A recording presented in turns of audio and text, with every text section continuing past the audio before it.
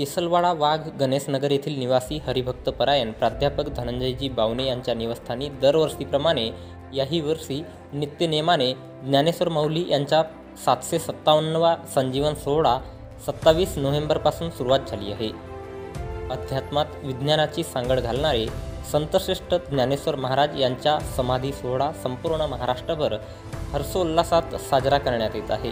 त्याचाच एक भाग म्हणून दिनांक 27 नोव्हेंबर 2024 रोजी केसलवाडा वाघ येथील हरिभक्त परायण धनंजयजी बावणे महाराज यांच्या निवासस्थानी संजीवन सोहळा ग्रंथश्रेष्ठ ज्ञानेश्वरीची स्थापना करून करण्यात आली.